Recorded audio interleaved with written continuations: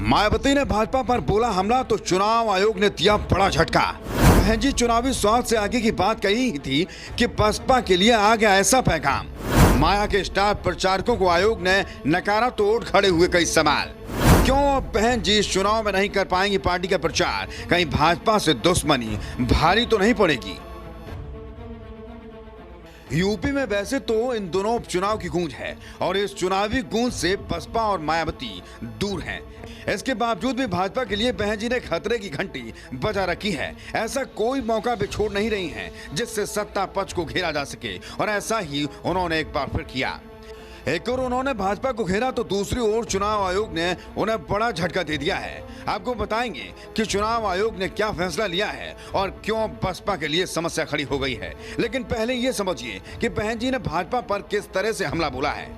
बसपा की राष्ट्रीय अध्यक्ष मायावती ने कहा है कि उनकी सरकार में गरीबों के लिए कई योजनाएं लाई गईं, लोगों को रोजगार दिए गए, बुनियादी सुविधाएं, बाले पक्के मकान लाखों परिवार को दिए गए। लेकिन पहले सपा और अब भाजपा सरकार में वैसी प्रगति क्यों नहीं हो रही है?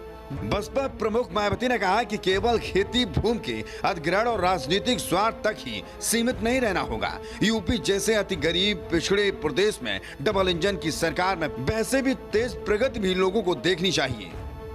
बहुजन समाज पार्टी की राष्ट्रीय अध्यक्ष व पूर्व मुख्यमंत्री मायावती ने कहा कि बसपा की हुकूमत में जो खास काम किया गया वह अपने बलबूते पर किया गया। यमुना एक्सप्रेसवे के साथ गंगा एक्सप्रेसवे जेवर एयरपोर्ट तक बन जाता अगर केंद्र में बैठी कांग्रेस सरकार ने हमारा सहयोग किया होता।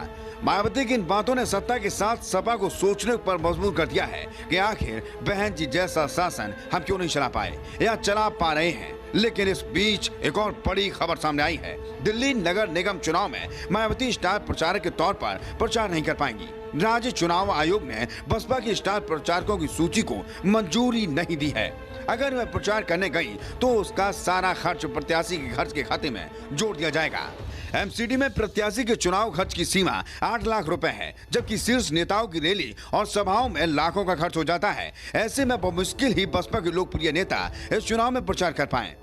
नियमानुसार स्टार प्रचारक की सभा का खर्च पार्टी के खर्चे में जुड़ता है और नेता का खर्चा प्रत्याशी के खर्चे के खाते में जुड़ता है। आपको बता दें कि दिल्ली में बसपा 138 सीटों पर चुनाव लड़ रही है। पार्टी ने मायावती समेत 40 नेताओं को स्टार प्रचारक बनाया था और इसकी सूची चुनाव आयोग को दी थी, लेकिन समय सीमा के बाद इसे उपलब्ध कराने का हवाला देकर आयोग ने उसे मंजूर नहीं किया। आयोग के एक वरिष्ठ अधिकारी ने बताया है कि भारतीय निर्वाचन आयोग के दिशा निर्देश के अनुसार अधिसूचना जारी होने के बाद 10 दिन के भीतर तक राजनीतिक दलों को स्टार प्रचारकों की सूची उपलब्ध करानी होती है।